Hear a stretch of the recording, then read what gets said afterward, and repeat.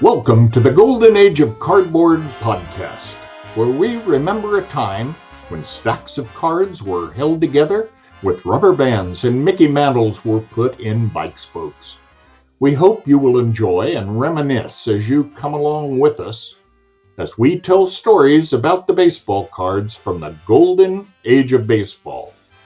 We will examine the state of the vintage baseball card market and talk to some of the greatest collectors in the hobby. You won't be hearing us talk about any chrome or shiny cards here. Now, to take you on this retrospective journey, here's your host, direct from the shallow end of the gene pool, my son, Mike Moynihan. Yo and hello everybody, Mike here, and welcome to another episode of the Golden Age of Cardboard podcast. I'm your host, Mike Moynihan. It's going to be solo this week, me by myself, and I'm going to do a really cool little series I'm starting today. It's going to be a two-part series, and I wanted to just spend some time talking about vintage players that I think are really underrated and underappreciated in the hobby. I know that seems like a topic that might be like silly because isn't everything going up in the hobby nowadays? And yeah, that's kind of true. But I still think there are some players out there that don't get the hobby love that I think they deserve based on their careers and what they did in baseball, etc. This can be all baseball players, obviously. And, I've broken down into, two kind of categories. I've got the guys that are primarily, 40s and 50s, and then guys that are primarily 60s and 70s. And so this week's going to be the early guys, the 40s and 50s guys. And, I'm not trying to say here at all that this is an exhaustive list of these players by any means. You could certainly make a case to add people to this. But I just thought I'd come up with some guys that, in my opinion, deserve a little bit more hobby love. For everybody out there that's listening on the podcast and whatnot, I'm sorry I didn't do an episode last week. It was just one of those crazy life weeks that kept me from being able to allocate the time necessary to do a really high quality job on my podcast, and had issues with cars breaking down and broken pipes. Here in Texas, we had some really crazy, unusual weather, very abnormal cold here. And our infrastructure and systems are simply not used to being able to handle that. And therefore had some issues come up with that. Son's radiator froze on his Jeep and had to get that replaced, busted a pipe out at our ranch. And so just lots of fun stuff that I get to deal with and am still dealing with, by the way. The broken pipe thing is still not taken care of, and it's weeks. I'm telling you, weeks to get a plumber because so many people had similar issues. But it's all, end of the day, none of it. It's just stuff. It's just stuff that needs to get fixed and taken care of, and that's going to all get taken care of. But I apologize to everybody that I didn't do an episode last week. But hopefully this little series will be fun for everybody. And let's get into it. So, in deciding how to pick these players of who I thought was undervalued / underrated, I literally just went through a list of Hall of Famers and said, yeah, I think that person is, or that person's already, got a lot of love or whatever. To me, there's kind of three tiers of Hall of Famers. There's the inner circle kind of Hall of Famers, the no doubter guys, Hank Aaron, and I'm thinking of just vintage guys, Mickey Mantle, Willie Mays, Sandy Koufax, those kind of players, Nolan Ryan. Then there's kind of a lower tier. And again, they're Hall of Famers. So I'm not trying to belittle their career and their accomplishments, but to be honest, not everybody, mainly it's pitchers, Raleigh Fingers, Goose Gossage, Lee Smith and Don Sutton and those kinds of guys that are just kind of thought as, again, being a lesser Hall of Famer is by no means a bad thing. I'd rather be a lesser Hall of Famer than not a Hall of Famer. And then you've got kind of this middle group, this middle tier of players that I think certainly have some hobby love. They're not that third tier, but at the same time, I just look and I go, man, I can't believe their stuff isn't as high priced as I would think it would be. So let's get into the list and let's just start going through these players. For the 50s, 40s, 50s guys, I've got 9 guys I'm going to talk about. And what I'm going to do is break it down into a few things. We'll talk about their career just a little bit, maybe talk about their rookie card and how it's going, what their last Topps card is, look at some, autograph stuff, and then talk about something else that I think is also highly overlooked in our hobby. So the first player I want to talk about today is Richie Ashburn.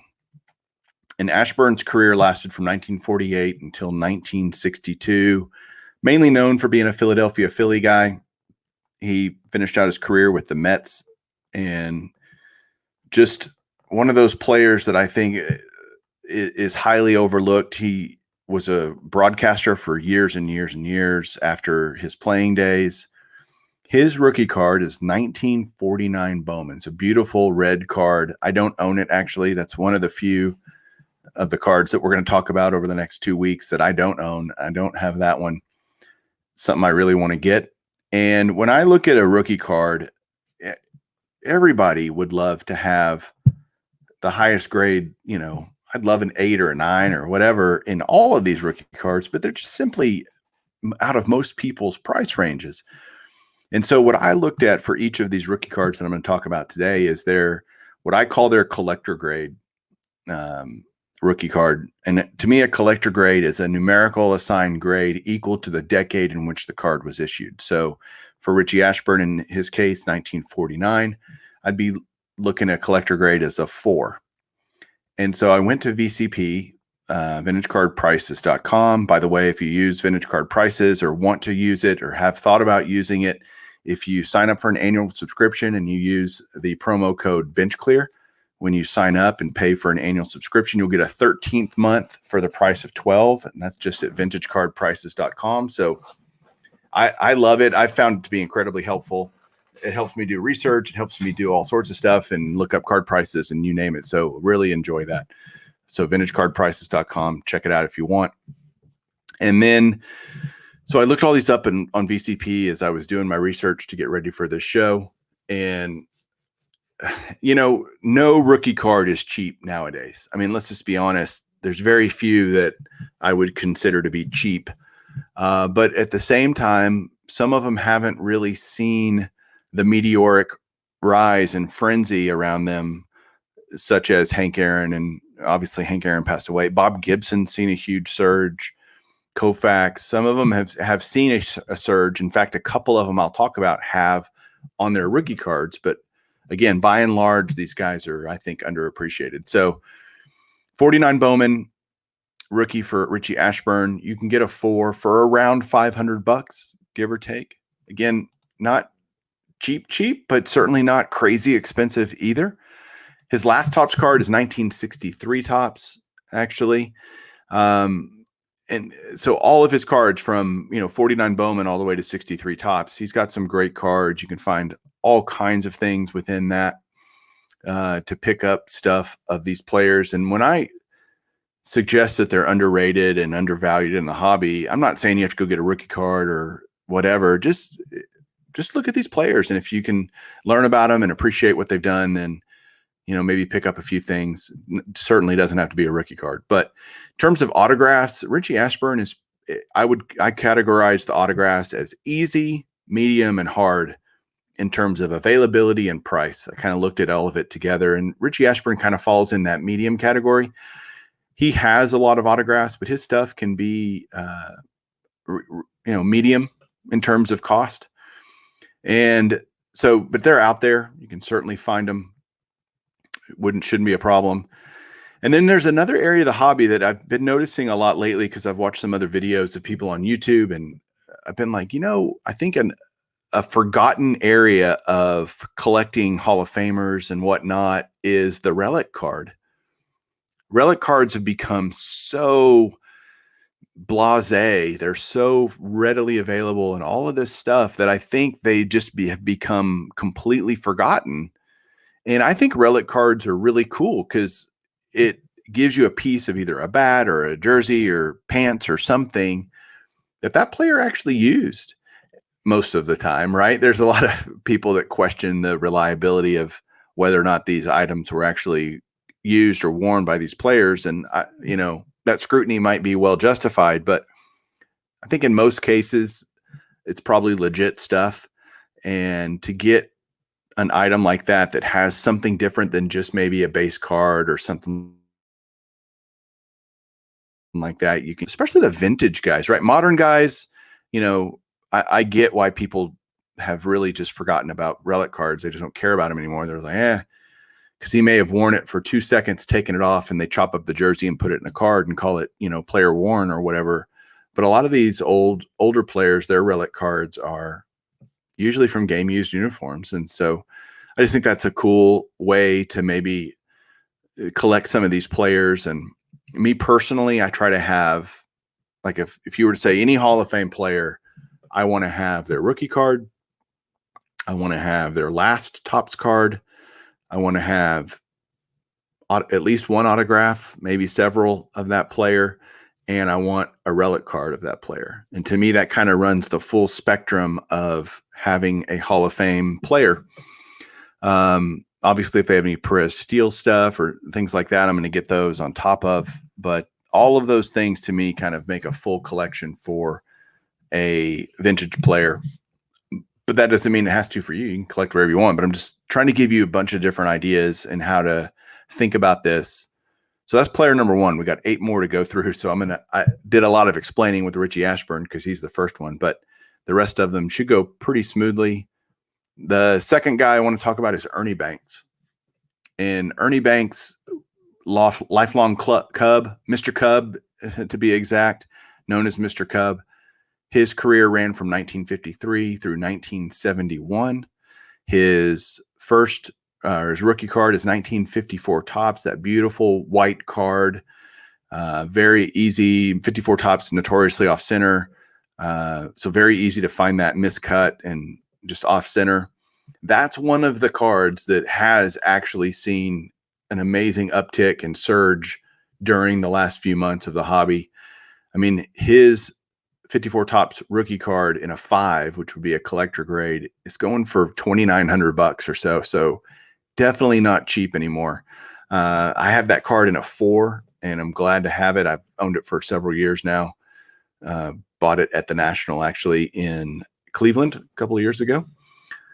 His last Topps card is 1971 Topps, which is an amazing, awesome card. It's part of the 300 Great Cards of the 20th Century by Mike Payne. He's got that awesome Ernie Banks smile, the black borders of the 71 Topps. Great, great card. And then everything in between, lots of all-star cards, lots of great stuff you can pick up for Ernie Banks. But I think overall, other than his rookie card, the rest of his stuff is kind of underappreciated for one of the greatest shortstops of all time. 500 home runs, Hall of Famer, first, one of those guys, just great guy, great player. His autographs are incredibly easy to get. There's tons of them out there and are reasonably inexpensive. You're talking $30 to $40 for an autograph of of Ernie Banks. And relic cards for him are super easy to find as well. That's actually true of all of these players other than the next guy. Finding relic cards of them is not a problem at all. And you have to decide, do I want bats or jerseys, some type of uniform, whatever, both, whatever you want to do. Third guy I want to talk about is a guy I've talked about before as me thinking he's underappreciated, undervalued, and that's Roy Campanella.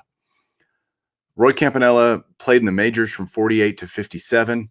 He is just, I think, one of the greatest catchers of all time and very, very underappreciated. His rookie card is finally starting to gain some steam in the hobby. PSA 4, which because his rookie card is 1949 Bowman as well. There's several of these guys that 49 Bowman is their rookie cards. Campanella is one of them. It's about $850 for a 4 in that card. And his last Topps card is 1957 Topps, which is another great card. Practice batting pose that Campanella has. His autographs are really tough.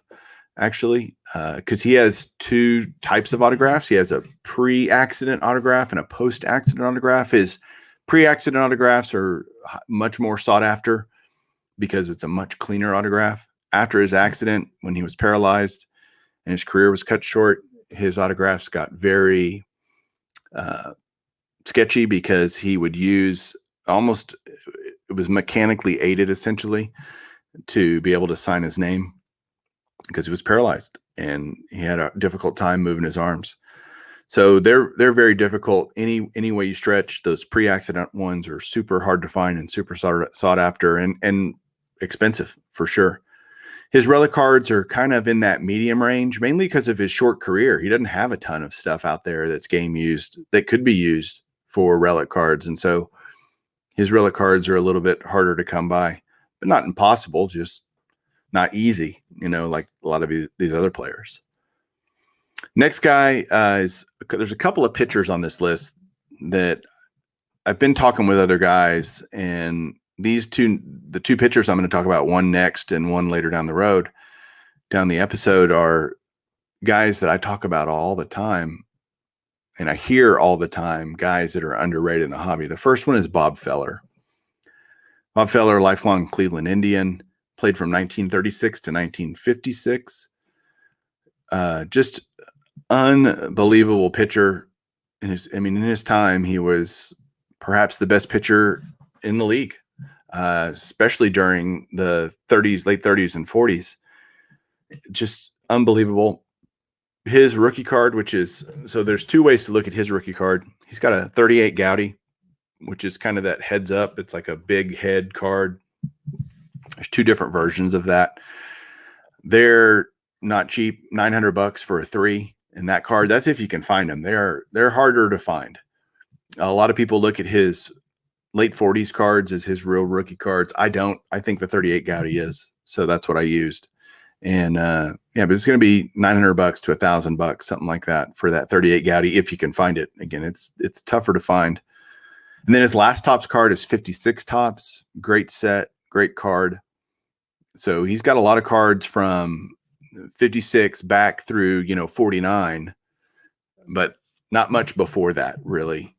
So not a lot of stuff to click. If you want to click the whole Feller run, you don't have to go get a ton of cards. His autos are incredibly easy to get. He was one of those guys that signed everything and signed all the time. And so finding his stuff is incredibly simple. You can get it on darn near anything you want.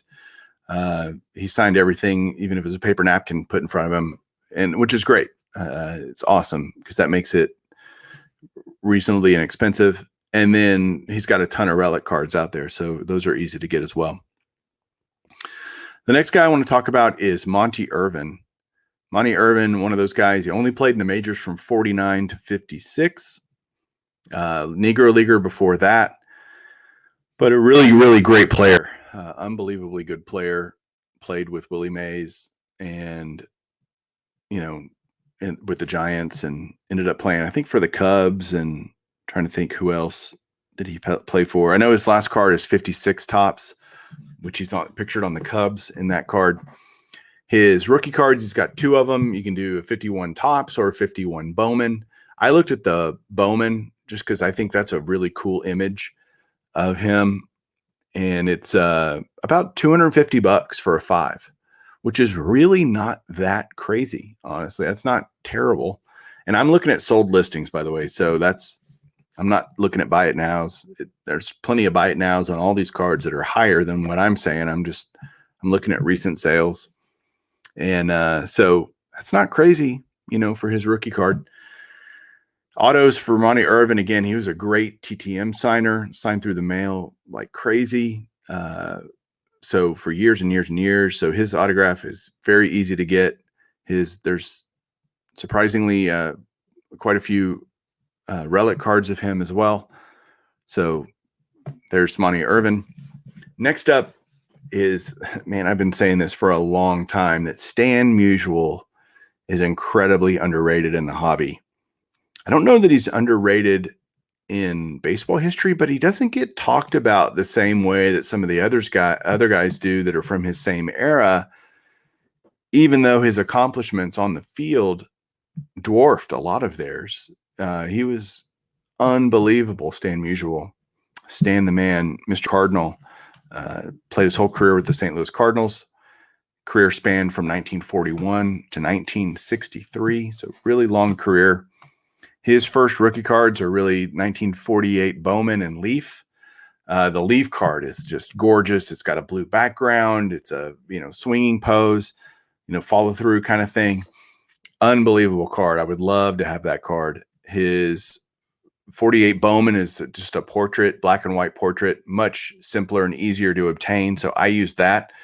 But even though it's easier to obtain, even a PSA 4 for the 48 Bowman is about $1,500 now. So it's kind of crept up there. It's pretty much doubled in the last 6 months or so. And, that's probably due to just rising tides lifting all boats in the hobby. Last card for Musial is the 63 Topps. Just like Bob Feller, too, his autographs are incredibly easy to find. He signed like crazy. There's literally thousands and thousands of stickers that he signed before he passed away that his family has sold off to Leaf and other different companies to put on just about anything you can imagine. His autographs are, again, very easy to get and reasonably inexpensive. And he's also got tons of relic cards out there. Next up is Wee Reese. Wee Reese is one of those guys that I think gets overlooked a lot because of those great Dodger teams from the 40s and 50s. Because you had Jackie Robinson, you had on those teams, you had Roy Campanella for a lot of those years. And so I think Reese just gets overlooked. You think about the Dodgers, you think about Jackie, that kind of thing. And Wee Reese was a great player, great shortstop, leader of that team, really. I think his rookie card is actually 1941 play ball. And that's a really tough card. Tough to find in decent grade. Even in a 4 on that card, you're looking at $800. So it's not cheap either. But the rest of his cards are pretty inexpensive, especially when you get into the top stuff. He has Topps cards from, I want to say 52 to 58. He's got Bowman cards in there and all kinds of stuff. So he's got a lot of cards and they're all great. His 53 Bowman card, 53 Bowman color, might be the greatest baseball card ever created, in my opinion. I just love it. The jumping and throwing pose at second base, turning a double play, to me is just the most aesthetically pleasing, beautiful baseball card I've ever seen. And again, proud to own one of those in a lower grade, but just glad to have it. His autographs for Pee Wee I would call them medium. They are not, there's a lot of them out there, but he's not cheap. He's not, $20 to $30. Sometimes you can find stuff that inexpensively, but he's going to cost you a little bit more in the $50 range, I would say. But he has a lot of relic cards as well, so those are easy to get. So there's Wee Reese. 2 more to go. The next one is Wee Reese's teammate, and that's Duke Snider. Duke Snider's career, 47 to 1964. He is one of those guys that I think during that heyday of baseball in the 50s, New York City, you had the Giants, you had the Yankees, and you had the Dodgers. All three were really competitive, great teams. There was, I think, a team from New York in the World Series damn near every year in the 50s. So Snider is always talked about in the same breath as Mickey Mantle and Willie Mays. Willie, Mickey, and the Duke, right? It's a song, for crying out loud. So unfortunately, I think he's looked at as the lesser of those three. And honestly, he should be. He didn't have as great a career as Mantle. He didn't have as great a career as Mays. He wasn't as personable and likable as Mantle. He was kind of a sullen guy, very, doing his business and taking care of business kind of guy, but another great player. Again, the Dodgers were packed with great players. Like I said earlier, his rookie, by the way, is 49 Bowman, Duke Snider. It's got almost an orange background to it. Portrait shot, nothing terribly crazy cool about it. It's his rookie card, and it goes in a 4 for about $900. That's what you're going to be paying for that. So again, none of these are like, I'm not trying to say, other than Monty Irvin so far, none of them are crazy cheap, but that's, I think all rookie cards are just facing increased prices due to the hobby explosion. Snider's last card is 1964 tops. I think he's with the Mets then. He moved over to the Mets. Like Mets, when the Mets started up in 62, I guess it was, they, Richie Ashburn and Duke Snider, and Casey Stengel was their manager. I think it was like this resurrection of some people's careers to kind of play out the string. But 64 tops is his last card. He's got autos galore out there. Duke Snider, tons of stuff signed, all kinds of mediums, you name it, whatever you want, you can get of Duke Snider. And he has lots of relic cards as well, like most of these players do. All right, last player that I want to talk about today is Warren Spahn. He's that second pitcher that when I bring up underappreciated, undervalued players, Bob Feller and Warren Spahn get brought up all the time. And I've talked about it as well on my videos and things. Warren Spahn, 363 wins, one of the winningest left-handed pitchers of all time. Unbelievable for the Braves most of his career. And again, he was on a team with Eddie Matthews and Hank Aaron, and but it was Spahn and Sane and Pray for Rain, right? With those Braves teams. He was with them in Boston and then Milwaukee when they moved to Milwaukee. His rookie cards, he's got 2 of them, 48 Bowman, 48 Leaf. So anybody kind of in that period, you're going to see, even though he started his career in 42, his first card wasn't until 48, which I always find funny because does that mean it's really a rookie card? I mean, the guy's been playing for 6 years, but technically, I guess it is. It's his first card. That's a rookie card, not necessarily during their rookie year, but their first card is a rookie card. So that was for a lot of these guys, again, in that when 48 Bowman and 48 Leafs, 49 Leaf, whatever year you want to call it, started coming out. So I look at his 48 Bowman just because it's in a 4, you can get it for around $300. Again, for a lot of people, that's a lot of money, and it is, but that's not crazy. $300, pretty reasonable. His last card is 1965 tops. Again, he was with the Mets, ironically. He and Yogi Berra were both with the Mets. Both of their cards, ironically, with the Mets in 65 say, like Spahn says, pitcher coach, and Yogi says catcher coach/coach. So I think they were both helping coach the team and all that back then. But 65 tops. Spahn has a lot of great cards all through the 50s and 60s. So there's tons of Spahn stuff out there that you can go get if you want to pick up a few cards of that player. He's got tons and tons of autographs out there as well. A lot of these same guys from this era, like I said, they were just used to signing a lot. It was normal, and they did the show circuit, and they did through the mail autographs and everything. So there's just a lot of their stuff out there. And he has tons of relic cards as well. So that's the 9 guys that I really wanted to talk about in this part 1 of this 2-part series on underappreciated and undervalued vintage players. And it's kind of that, when's the best time to go get these guys? It's now. I mean, if you're thinking about starting a vintage collection or wanting to get into it, but don't want to pay all the crazy prices for the Hank Aaron's and Willie Mays and Mickey Mantles, I totally get it. I get it. But there are guys out there you can go look at that had great careers and contributed a lot to baseball and have wonderful cardboard that you can still get at least reasonable prices. So take a look at those. Again, everybody, thanks for listening. Thanks for watching on YouTube. If you're listening on the podcast, go check out all the other stuff at Bench Clear. We really appreciate you guys. And yeah, that's it for today. So till next time for part 2, keep collecting.